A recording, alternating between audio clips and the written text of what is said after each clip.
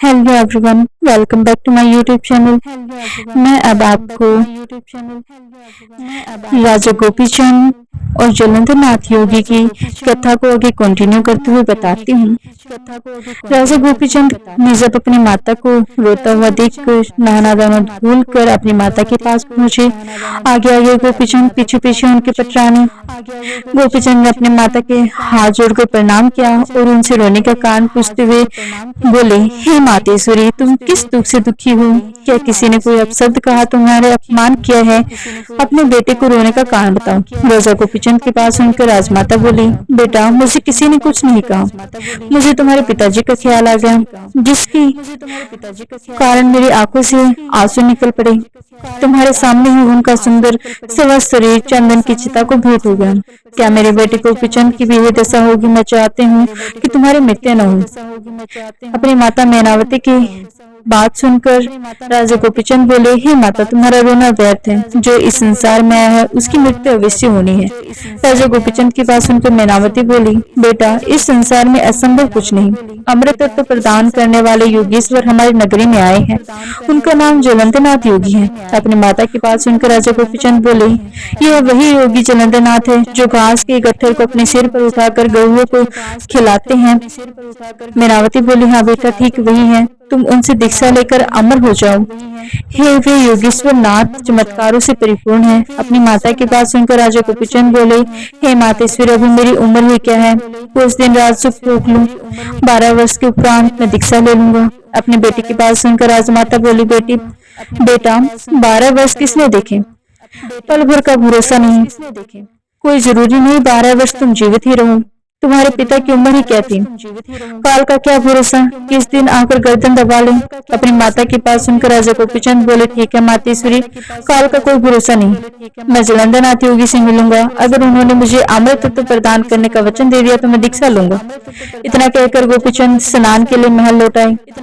राजमाता व अपने पति की बात महारानी लोमावती ने ध्यानपूर्वक सुनी और मन में विचार किया, अगर राजा संत बनकर दीक्षा ले ली तो हमारे भाग्य ही फूट जाएगा। हमें तुरंत ऐसा उपाय करना चाहिए जिससे महाराज योगी न बने। इधर पटरानी लोमावती विचार में मगन थी। उधर राजा गोपीचंद स्नान से फारिग होकर आई। उनके चेहरे पर पहले जैसा उल्लास नहीं था। इसे देखकर सब रानियां समझ गई कि दाल में कुछ अवश्य ही कुछ काला है। राजा आज इतने गंभीर क्यों है? राजा गोपीचंद जब स्नान से फारिग हुए राज दरबार में चले गए, तब सब रानियां पटरानी के पास खड़ी होकर पूछने लगी, राजा इतने उदास क्यों हैं? राजमाता और राजा जी, में ऐसी क्या बात हुई कि राजा इतने गमगीन थे? सारी घटनाएं पटरानी लोमावती ने सबको सुना दी, जिसे सुनकर सारी रानियां भयभीत हो गई और लोमावती से कहने लगी, अब हम लोगों को क्या करना होगा? पटरानी लोमावती बोली, बिना त्रिया चित्र रचे हमारा कष्ट दूर नहीं होगा। मैं अविलंब ही कोई न कोई ऐसा उपाय जरूर करूंगी।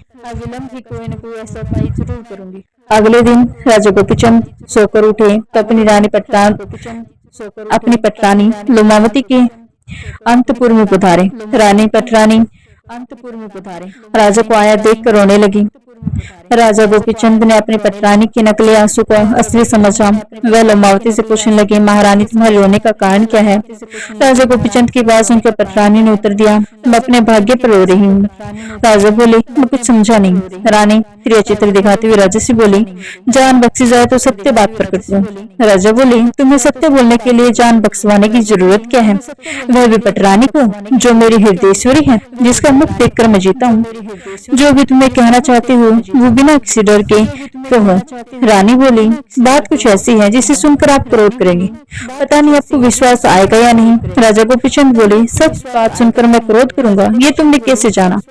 तुम निश्चित होकर सब कह डालो। इस प्रकार लोमावती कहने लगी, हे देवता, स्वरूप प्राण वल्लभ, कई महीनों से जासूसी करने पर मैं इस निश्चय पर पहुंची हूँ कि योगी जलंधर नाथ हमारी नगरी में आया है। उसे राजमाता का नाजायज संबंध है। राजमाता सबके सो जाने के बाद आधी रात्रि को नित्य योगी कुटिया में पहुंच जाती है। इन दोनों ने मिलकर षड्यंत्र रचा है कि गोपीचंद को दीक्षा के बहाने राजपाट छुड़ाने को मजबूर करें और फिर हम दोनों राजपाट का सुख भोगें। यही मेरे रोने धोने का कारण है। अब आप मेरी बात को सचमुच जिस प्रकार उचित समझे जांच करा लें। अपने पटरानी के पास सुनकर राजा गोपीचंद को विश्वास होगा कि राजमाता जलंधर नाथ के जालों में फंस गई है। मैं इस धूर्त को गहरे गड्ढे में दबा दूंगा। पटरानी की बात सच है। तभी तो मुझे दीक्षा दिलवाने के लिए माता बेजार है। अमृतत्व तो एक बहाना मात्र है। ऐसा विचार मन में करके राजा गोपीचंद महारानी, तुम चिंता न करो, मैं आज ही उस धूर्त योगी को जिंदा जमीन में गड़वा दूंगा। ऐसा कहकर नित्य क्रम से फारिग होकर वह राज दरबार में पहुंचे। राजा गोपीचंद अपनी रानी के त्रिजाल में फंस गई। वह अपनी सुध-बुध खो बैठे थे। उन्होंने प्रधानमंत्री को बुलवाकर उन्हें आदेश दिया कि तुम गुप्त रूप से एक गहरा गड्ढा पाट दो। ये सारा काम गुप्त हो, कानो कान किसी को खबर न पड़े। प्रधानमंत्री ने गोपीचंद के आज्ञा अनुसार अपने कर्मचारी को साथ लेकर राजा जलंधर नाथ के स्थान से नजदीक कुएं की तरफ एक गहरा गड्ढा खुदवाया। क्योंकि जलंधर नाथ उस समय समाधि में लगे हुए थे, मंत्री ने उन्हें उसी हालत में शिव को से उठवाकर गड्ढे में रखवा दिया। इसके बाद घोड़े के मलमूत्र से भरवा दिया। ऊपर से कूड़ा कचरा मिट्टी वगैरह डलवा कर गड्ढा पटवा दिया। जलंधर नाथ के सिर पर के ऊपर घास के गट्ठर के कारण कुछ पता नहीं चला। सारा भार उस गट्ठर ने अपने सिर पर ले लिया, यानी घोड़ों की लेद वगैरह सभी उधर में ही रुक गई। वह निश्चिंत पूर्वक आकाश शस्त्र वज्र शस्त्र को सावर मंत्रों द्वारा सिद्ध कर रहे थे। गोरखनाथ ने अपने गुरु की दुर्दशा सुनकर कनिफानाथ को बहुत दुख हुआ और आश्चर्य भी कम न हुआ कि मेरे गुरु को कैद करने की सामर्थ्य राजा गोपीचंद को किस प्रकार हुआ। गुरुदेव के ने उसे उसकी नगरी में भस्म कर कैद हो गई। मेरी समझ में कुछ आया ही नहीं। गोरखनाथ का कहना भी झूठ नहीं हो सकता। बात कुछ न कुछ जरूर है। असली भेद हेलापट्टनम पहुंचने पर ही खुलेगा। उन्होंने अपने शिष्य को हुक्म दिया, मेरे डेरा तंबू उखाड़ कर बैलगाड़ियों में लगवाओ, सब हाथियों पर झूले डलवा दो, घोड़े रथ पालकी वगैरह सब अविलंब सजवा कर हेलापट्टनम नगरी के राजा गोपीचंद की राजधानी में अतिशीघ्र कूच करो। कनिफानाथ योगी को आज्ञा सुनकर सभी शिष्यों ने डेरा तंबू उखाड़ कर अब सब सम्मान बैलगाड़ियों में लगवा कर हाथी घोड़े रथ पालकी सब सजा कर बाजे बाजे के साथ रात से ठाट बाट बनाकर सवारी पर चढ़कर कुछ बोल दिया और रात दिन मंजिल दर मंजिल पार करते हुए गोड़ बंगाल प्रांत को हेलापट्टनम नगरी में जा पहुंचे। उनका वायु वेग के समान आगमन हाथी घोड़ों पर चढ़े योगियों का आडंबर देखकर हेलापट्टनम के सभी नर नारी भारी संख्या में उनके पीछे चल पड़े। राजा गोपीचंद भी अपने उच्च दरबारियों के साथ लेकर कनिफानाथ की अगवानी करने के लिए जा पहुंचे। राजा गोपीचंद को आया देखकर प्रजा वगैरह ने जय जयकार बोलना शुरू किया, आकाश पाताल एक कर दिए। राजा गोपीचंद ने कनिफानाथ को हाथ जोड़कर प्रणाम किया और उनके आने का स्वागत राजभवन में किया। राजा गोपीचंद एक बड़े सिंहासन पर बैठाकर उनका स्वागत सत्कार किया और अपने प्रधानमंत्री को आज्ञा दी कि आप सब संतों को ठहरने की व्यवस्था कराए, इनकी सेवा सत्कार करें। राजा गोपीचंद की आज्ञा सुनकर सब बंद प्रधानमंत्री ने करवा दी। योगी जलंधर नाथ के कैद होने की किसी को कानो कान खबर नहीं थी। सारी नगरी में यह ही चर्चा फैली। योगी जलंधर नाथ यहाँ से कहीं और चले गए। अपने गुरु का एक चले जाने की चर्चा जब राजमाता मैनावती को सुनी तो उन्हें अपने बेटे गोपीचंद के अमरत्व प्राप्त न करने का काफी दुख हुआ और वे अपने इसी दुख के कारण अधिक चिंता में करके बीमार पड़ गई। जब उनकी हालत बिगड़ गई तो राजा गोपीचंद को चिंता हुई कि माता जी कहीं मेरा साथ न छोड़ जाए। वह घबरा कर अपनी माता के महल में जा पहुंचे। मैनावती के चरण पकड़कर बोले, हे मातेश्वरी, बीमारी का कारण क्या है, मुझे बताने की कृपा करें। अपने बेटे की वाणी सुनकर मैनावती बोली, हे मेरे लाडले बेटे गोपीचंद, मैं तुझे अमृत दिलवा कर चिरंजीवी कराना चाहती थी, परंतु तुमने घर आए संत का आशीर्वाद भी प्राप्त नहीं किया। मुझे इसी बात का बड़ा दुख है और यही मेरी बीमारी का कारण है। गोपीचंद बोले, मातश्री मेरी समझ में बात नहीं बेटी। जो लोग नगर नगर गली कूचों में फिर कर भिक्षा मांग कर अपनी उदर पूर्ति करते हैं, वह किसी को अमृत किस प्रकार प्रदान करा सकते हैं। मुझे तो ऐसा लगता है कि तुम्हें योगी ने अपनी मायाजाल में पकड़ कर फंसा लिया है, इसलिए आप उसके गुणगान करिए। मैनावती बोले, बेटा ऐसी बात नहीं करते, वह मुझे अमृत का वरदान देगी, मैं मरूंगी नहीं। अमर हुए लोग मरा नहीं करते। अगर तुमने उनसे दीक्षा ले ली होती तो वह तुम्हें भी अमर होने का वरदान जरूर देते। वह ऐसे सिद्ध नहीं थे, उन्हें तो भगवान का ही अवतार समझना चाहिए। उनकी कृपा से मुझे सब अगत ब्रह्म ही दिखता है। अपनी माता मैनावती की बात सुनकर गोपीचंद के कुछ भी समझ नहीं आया। वह सोचने लगे, पटरानी लवमती का कहा ही सच लगता है। अगर योगी कुछ भी करामाती होते तो क्या वह मंत्री द्वारा गड्ढे के कैद होकर इस प्रकार प्राण गंवाता? माता की बात तो में सच नजर नहीं आता, लोमावती की बात ही सच है। परंतु माताजी के चेहरे का तेज इस बीमारी की अवस्था में भी चंद्रमा के समान चमचमा रहे हैं। सत्यता की चमक दमक रही है। अपने बेटे गोपीचंद को सोच विचार करते देख मैनावती बोली, बेटा अब सोच विचार करने से क्या ही होना है, आगे से सचेत रहना चाहिए। अपनी माता की बात सुनकर राजा गोपीचंद ने उत्तर देते हुए बोला, वह सोचने लगे, अगर लंबावती की बात गलत है और माता ठीक है तो बड़े भारी अपराध हो गए। मुझे ये भी पता नहीं है कि पाप का पश्चाताप कैसे होगा। इस विचार कर वह अपनी माता से बोले, अगर कोई नाथपंथी संत महात्मा इधर आएंगे तो मैं जरूर दीक्षा लूंगा। ये वचन अपनी माता को देखकर अपने दरबार में जा पहुंचे। तभी उन्हें कनिफानाथ संत के आने की सूचना मिली। वह अपनी दरबारी के साथ कनिफानाथ के स्वागत को जा पहुंचे। उनका विवरण पीछे हमने बताया ही है। प्रधानमंत्री ने अपने शिष्यों के ठहरने की व्यवस्था राजज्ञा अनुसार कर दी। कनिफानाथ को रतन जड़ित सिंहासन पर विराजमान कर राजा गोपीचंद ने सेवा पूजा अर्चना की थी। जब राजमाता मैनावती को पता चला कि योगी कनिफानाथ हैलीपटनम में आकर हमारे भवन में पधारे हैं, तब अपनी सैया से उठकर महल में पधारी, जहां सब संतों सब भक्तों के समूह के सामने कनिफानाथ सिंहासन पर विराजमान थे। जब कनिफानाथ का राजभवन में खूब आदर सत्कार हो गया, तब राजमाता मैनावती ने कनिफानाथ के नजदीक पहुंचे अपने दोनों हाथ जोड़कर उनकी चरण रज लेकर अपने माथे पर लगाई। उसके उपरांत कनिफानाथ से प्रार्थना के स्वर में बोले, हे योगीराज, मेरे अहोभाग्य जो आप इस नगरी में पधारे। अब से लगभग 12 वर्ष पूर्व एक योगी जलंधर नाथ जी पधारे थे। उनके सिर के ऊपर घास का गट्ठर उधर कर रहा करता था।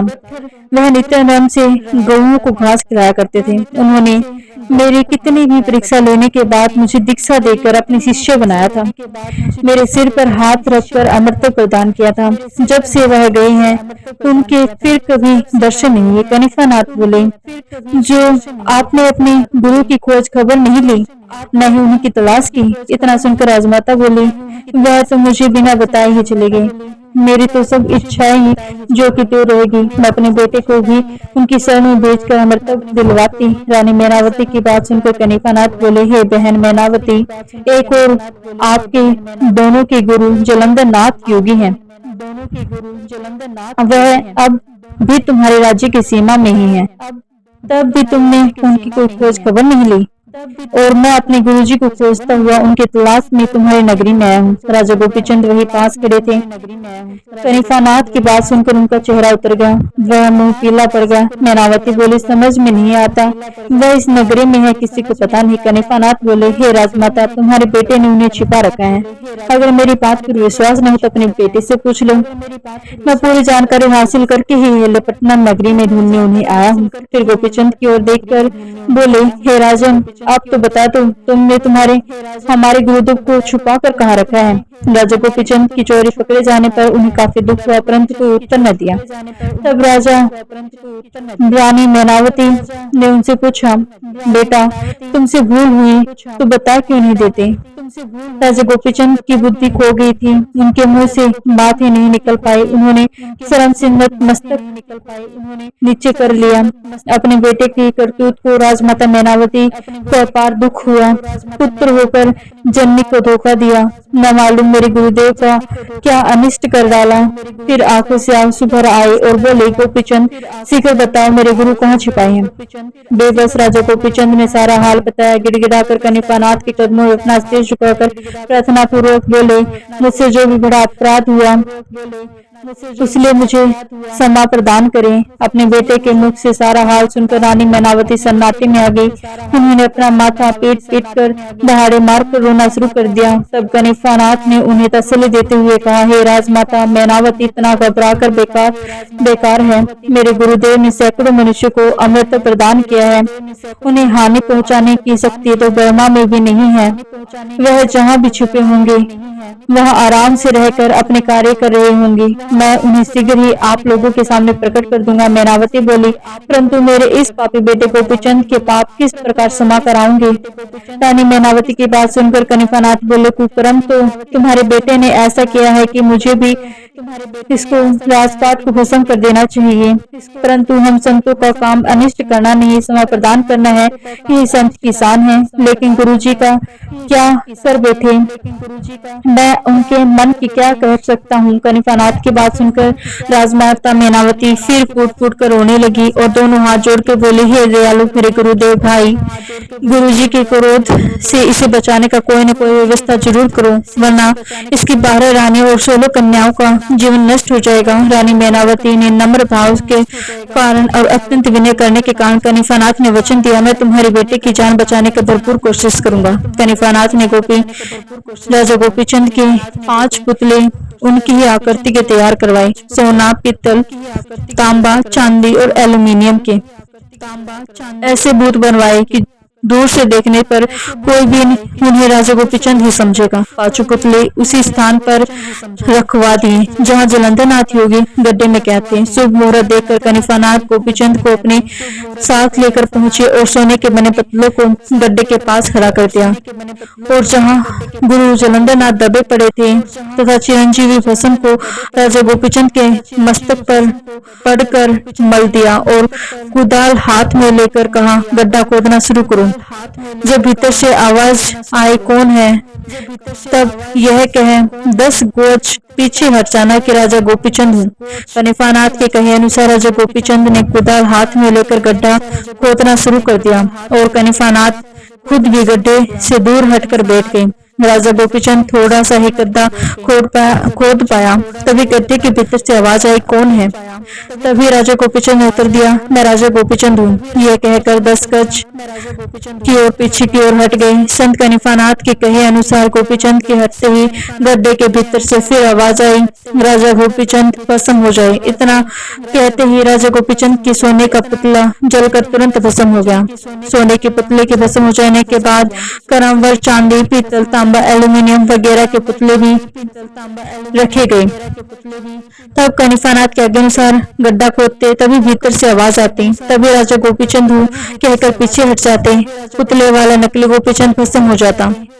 तब 4 पुतले जलकर भस्म हो चुके। 5वीं बार भी गड्ढा खोदते समय राजा गोपीचंद कहा गया। जोगी जलंधरनाथ सोचने लगे, मेरे बार बार भस्म हो जाने पर भी राजा गोपीचंद किस प्रकार बच जाता है। उन्होंने 5वें पुतले को भी 5वीं बार गड्ढा खोदने पर भस्मी बना दिया। 6ठी बार गड्ढा खोला गया और जलंधरनाथ जी के ऊपर निगाह उठाकर गोपीचंद को ठीक प्रकार देख भी न पाए कि कनिकानाथ ने आगे बढ़कर कहा, गुरुदेव की जय हो। आपका शिष्य कनिकानाथ आ गया है। गुरुदेव के चरणों में मेरा प्रणाम हो। कनिकानाथ को आशीर्वाद देकर जलंधरनाथ बोले, तुम यहाँ आ गए, ये ठीक हुआ, पर राजा गोपीचंद भस्म हो जाने पर भी बचा हुआ है। कनिकानाथ बोले, इनकी माता मैनावती जी आपकी शिष्य है। वचन दिया है कि गुरुजी के कोप से तेरे बेटे को बचाकर उसके अपराध को क्षमा कर दूंगा। गोपीचंद के माथे पर चिरंजीवी भस्म मल दी और आपके श्राप से सोने, चांदी, पीतल वगैरह धातुओं के पुतले जो राजा गोपीचंद के नामधारी थे भस्म करा दिए। अब आप भी बहन मैनावती के इस पुत्र को क्षमा कर दीजिए। योगी जलंधरनाथ अपने शिष्य उसे कनिकानाथ को आशीर्वाद दे उसकी बात मान ली और राजा गोपीचंद के अपराध को क्षमा कर दिया। सब जनता ने योगेश्वर जलंधर की जय के नारे लगाए। राजा गोपीचंद व उनकी माता ने जलंधरनाथ योगी के चरणों में अपना मस्तक रखकर आशीर्वाद प्राप्त किया। तुरंत ही राजा गोपीचंद ने अपने प्रधानमंत्री की आज्ञा दी कि आप इन दोनों योगियों को अलग अलग बग्गियों में सवार कर बाजे बाजे के साथ राजमहल ले चलो। इतना सुनते ही जनता हर्षोल्लास की लहर तोड़ आई। दोनों योगियों इसको खातिरदारी कर राजमाता मैनावती ने अपने गुरु के चरणों में माथा रखकर अपने बेटे राजा गोपीचंद को दीक्षा दिलाई और योगी जलंधर नाथ का शिष्य बना दिया। राजा गोपीचंद ने जब गुरु चरणों में अपना मस्तक टेका तब गुरु जलंधर नाथ ने गोपीचंद के मस्तक पर हाथ रखकर उसे अमृतत्व का वरदान दिया और दोनों योगियों ने हेलापट्टनम नगरी से प्रस्थान कर राजा सिंध्या सिंह की राजधानी सिंघल द्वीप की तरफ कूच किया। धन्यवाद।